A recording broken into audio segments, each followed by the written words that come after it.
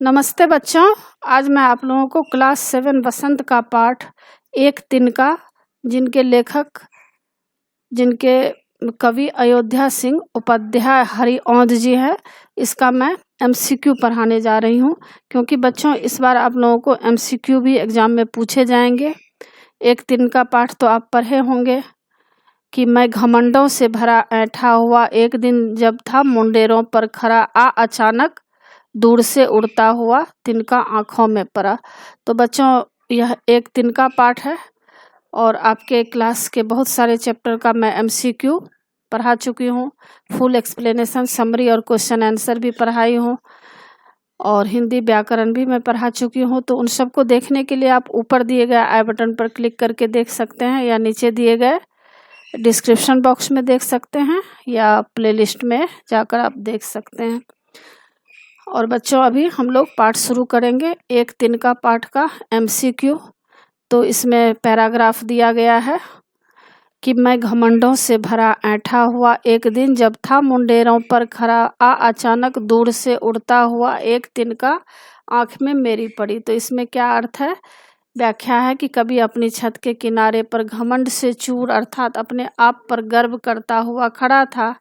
उनके मन में विचार आ रहा था कि उसका कोई कुछ बिगाड़ नहीं सकता। अचानक दूर से एक तिनका उड़ता हुआ आया और उनकी आंखों में पड़ गया। तो देखिए अब इसके तहत कितने एमसीक्यू बनेंगे। पहला प्रश्न है, पद्यांश में मैं किसका प्रतीक है? क लोगों का, ख कवि का, ग एक व्यक्ति का, घ इनमें से कोई नहीं। तो पद्यांश में मैं किसका प्रतीक है? इसका उत्तर है ख कवि का, क्योंकि कवि ही खड़े थे। तो कवि यहाँ पर कवि का मैं कवि का प्रतीक है। दूसरा है, कवि कहाँ खड़ा था? क छत के किनारे, ख आंगन में, ग छत के बीचों बीच, घ बगीचे में। तो कवि कहाँ खड़ा था? इसका उत्तर है क छत के किनारे। तीसरा, कवि कैसे खड़ा था? क खुशी से, ख घमंड में चूर, ग उदास होकर, घ नतमस्तक होकर। तो कवि कैसे खड़ा था? इसका उत्तर है ख घमंड में चूर होकर। और चौथा प्रश्न है, अचानक क्या हुआ? क एक बड़ा पक्षी छत पर आ गया, ख मिट्टी का कण आंखों में आ गिरा, ग तेज आंधी आ गई, घ एक तिनका कवि के आंखों में आकर गिर गया। तो अचानक क्या हुआ? इसका उत्तर है घ एक तिनका कवि की आंख में आकर गिर गया। पांचवा प्रश्न है, कवि मन ही मन अपने बारे में क्या सोचता था? क वह किसी को कुछ नहीं कह सकता है, ख उसका कोई कुछ बिगाड़ नहीं सकता, ग वह अत्यधिक धनवान है, घ इनमें से कोई नहीं। तो कवि मन ही मन अपने बारे में क्या सोचता था? इसका उत्तर है ख कि उसका कोई कुछ बिगाड़ नहीं सकता। अब बच्चों दूसरे पैराग्राफ में क्या है?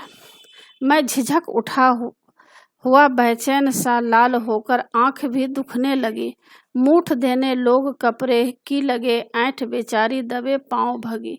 इसका व्याख्या है कि कवि की आंख में तिनका गिरते ही वह तिलमिला उठा, वह बेचैन हो गया, उसकी आंख लाल हो गई और दुखने लगी। लोगों ने उसकी आंख में कपड़े की मूठ देकर तिनके को निकालना चाहा।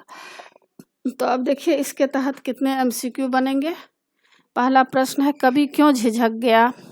क उसके पास कोई नहीं आया, ख उसे अपनी बेचैनी पर शर्म आने लगी, ग उसका घमंड टूट गया, घ इनमें से कोई नहीं। तो कवि क्यों झिझक गया? इसका उत्तर है ख उसे अपनी बेचैनी पर शर्म आने लगी। दूसरा प्रश्न है, कवि बेचैन क्यों था?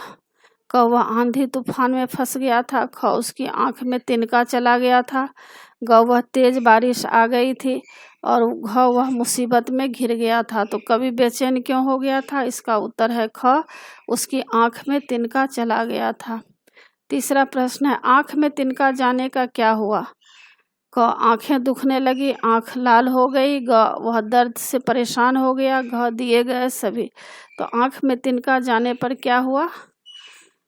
तो इसमें जो क ख ग में है, जैसे कि आंख दुखने लगी, आंख लाल हो गई और वह दर्द से परेशान हो गया, तो दिए गए सभी। तो घ उत्तर सही है। चौथा प्रश्न है, कवि की आंख में तिनका चले जाने पर लोगों ने क्या किया? क कवि को बुरा भला कहने लगे, ख आंख में कपड़े की मूठ देने लगे, ग कवि को डॉक्टर के पास ले गए, घ कवि के दुख में दुखी हो गए। तो कवि की आंख में तिनका चले जाने पर लोगों ने क्या किया? इसका उत्तर है ख, आंख में कपड़े की मूठ देने लगे। और 5वां प्रश्न है, ऐंठ बेचारी दबे पांव भागी शब्द का अर्थ क्या है? क, शर्म आना, ख, घमंड चूर हो जाना, ग, विचार बदलना, घ, दूसरों के वश में होना। तो ऐंठ बेचारी दबे पांव भागी शब्दों का अर्थ क्या है? इसका उत्तर है ख, घमंड चूर होना। और तीसरे पैराग्राफ में क्या है? जब किसी ढब से निकल तिनका गया तब समझ में यूं मुझे ताने दिए, ऐंठता तू किस लिए इतना रहा, एक तिनका है बहुत तेरे लिए। तो तीसरे पैराग्राफ के तहत देखिए इसका व्याख्या। अर्थ यह है कि जब लोगों के अथक प्रयास से कवि की आंख का तिनका निकल गया तो उसकी बुद्धि ने उसे सचेत करना चाहा कि उससे अपने ऊपर घमंड नहीं करना चाहिए, क्योंकि केवल एक तिनका भी घमंड को तोड़ सकता है। तो अब इसके तहत देखिए कितने MCQ बनेंगे। पहला है, ढब शब्द का अर्थ बताइए। क मतलब उपाय, ख नया, ग एक बार में, घ आंसू। तो ढब शब्द का अर्थ क्या है? इसका उत्तर है उपाय। और दूसरा प्रश्न है, कवि की आंख में पड़ा तिनका कैसे निकाला? क, डॉक्टर ने उसका तिनका निकाला, ख, कवि ने स्वयं प्रयास किया, ग, लोगों ने कपड़े की मूठ से तिनका निकाल दिया, और घ, कवि ने आंख धोकर तिनका निकाला। तो कवि की आंख में पड़ा तिनका कैसे निकला? इसका उत्तर है ग, लोगों ने कपड़े की मूठ से तिनका निकाल दिया। और तीसरा प्रश्न है, कवि की समझ में उसे क्या ताने दिए? क, तुझे घमंड नहीं करना चाहिए, ख, तेरा घमंड एक छोटा तिनका भी तोड़ सकता है, ग, ऐंठ जाने में समय नहीं लगता, और घ, दिए गए सभी। तो कवि की समझ में उसे क्या ताने दिए? उत्तर है ख, तेरा घमंड एक छोटा तिनका भी तोड़ सकता है। और चौथा प्रश्न है, समझ शब्द से क्या तात्पर्य है? क, बुद्धि का, ख, जानकारी का, ग, अपने महत्व का, घ, नई बातों का। तो समझ शब्द से क्या तात्पर्य है? इसका उत्तर है क, बुद्धि का। 5वां प्रश्न है, तिनका किस रूप को प्रकट करता है? क, सूखी बारीक लकड़ी, ख, एक धातु का पदार्थ, ग, छोटी सी वस्तु का, घ, सूखी घास का टुकड़ा। तो तिनका किस रूप को प्रकट करता है? इसका उत्तर है घ, सूखी घास का टुकड़ा। और बच्चों इसमें कुछ शॉर्ट प्रश्न भी हैं, जैसे कि नीचे दी गई कविता की पंक्तियों को समान वाक्य में बदलिए। जैसे, एक तिनका आँख में मेरी परी, मेरी आँख में एक तिनका पड़ा, और मूठ देने लोग कपड़े की लगे। तो इसको किस तरह से बनाएंगे? सामान्य वाक्य में लोग कपड़े की मूठ देने लगे। और क में है, एक दिन जब मुंडेर पर खड़ा था, तो क्या होगा? उत्तर होगा, एक दिन जब था मुंडेर पर खड़ा, यानी एक दिन जब मैं अपनी छत के किनारे पर खड़ा था।